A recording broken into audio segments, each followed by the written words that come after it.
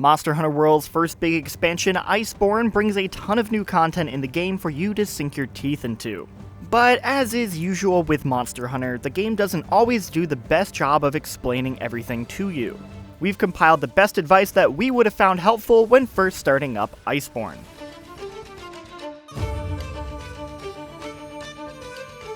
Iceborne's biggest addition in combat is the Clutch Claw, and it's a real game changer. When you aim your slinger with the left trigger, which you can now do with your weapon still drawn, you can fire your Clutch Claw at a monster and grapple onto its body. From there, you have several options. First, you can attack the monster and inflict damage to the specific part you're on. Heavy weapons like the Charge Blade or Switch Axe will soften that part of the monster, leaving it susceptible to further damage for a short period. This is very useful for monsters with heavy armor that can easily deflect your attacks. On the other hand, lighter weapons like dual blades or the bow can't soften body parts, but instead will cause slinger ammo to drop. Aside from attacking with your weapon while clutched, you can also use a claw attack when clutched to the monster's head to force it to change directions. You'll want to use this to reposition the monster and then hit it with the flint shot. This attack can only be used when you have slinger ammo. The attack will unload all of your ammo and then send the monster flying backwards. If they hit a wall, the monster will fall over, leaving it vulnerable. The Clutch Claw is a fantastic tool for setting up weak points or toppling over a monster for big damage. It can specifically change up the way you approach a fight, so don't forget to take advantage of its functionality.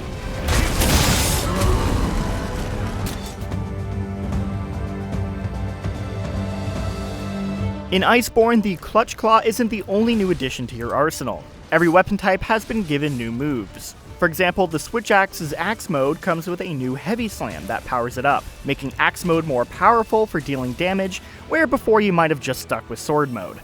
It's worth spending time learning the new moves for your weapon of choice in the training area. You can check out the weapon controls in the Hunter notes. New button inputs are listed in the light gray text, and new modes and combos are listed in blue. The game is still not the clearest when it comes to telling you how to implement these new moves in combat, so you might want to spend extra time practicing to better understand how they work.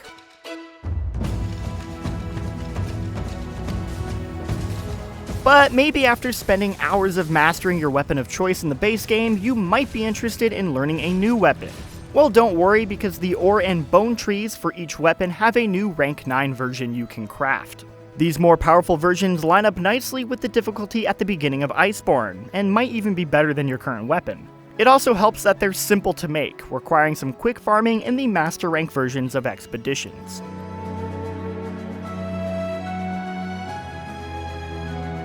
Your PALICO is no longer the only one that can use monsters as TAILRAIDERS. Simply activate Raider Ride from your item bar to summon your own mount.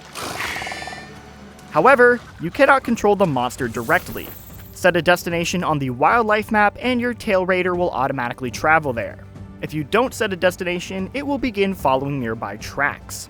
TAILRAIDERS are not only a great way to quickly track down a monster, but you can still pick up tracks, grab materials, or even use items while riding them. So heal up, sharpen your weapon, or do whatever you need to do while your TAILRAIDER deals with the navigation. Once you reach your destination, you can either dismount normally or hop into the fray with a jumping attack, which is a great way to start off any fight.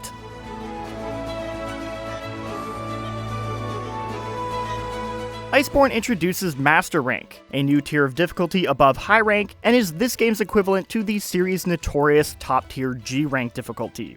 Everything in the Iceborne DLC is Master Rank, but there are also new Master Rank versions of the previous biomes and all the older monsters. Outside of being more difficult and offering new materials, there are more subtle differences in Master Rank, although the game doesn't make them clear up front. For example, using flash pods repeatedly on monsters causes them to slowly build up a tolerance, reducing the stun duration each time they're used until they eventually become immune. The resistance does eventually go away over time, but we recommend pacing out how often you use flash pods, and maybe don't give your PALICO the flash fly cage. Older monsters also seem to have new attacks in Master Rank.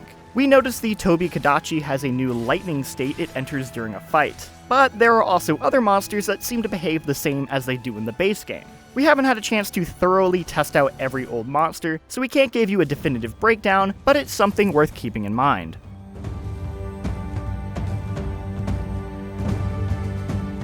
A minor but important change to note is how monsters behave when near death. They still head back to their nest to sleep, however, they will no longer fall asleep if you're present. So when a monster starts to head back, pause and give them a sec to get ahead of you so they can still fall asleep, giving you ample opportunity to safely capture or get the jump on them.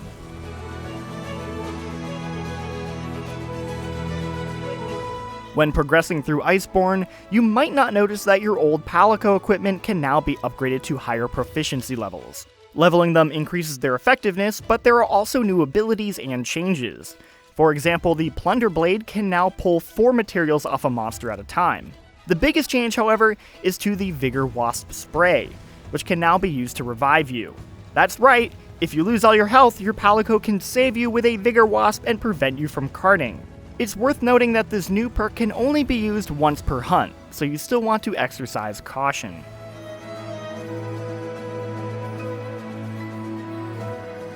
The STEAMWORKS is a new minigame you can play at Celiana. By matching the hidden sequence of buttons, you can build up the Steam meter and earn items.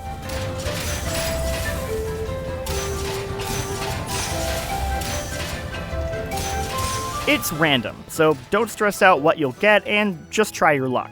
Although there are moments when the Palicos will give you hints. In order to use the STEAMWORKS, you'll need to fill it with fuel. You'll earn fuel by completing quests or trading in items. Eventually, the fuel will hit a cap, and when that happens, it's time to play the minigame and empty it out. You'll naturally acquire more fuel as you play, so just remember to check in on the STEAMWORKS from time to time to win free items.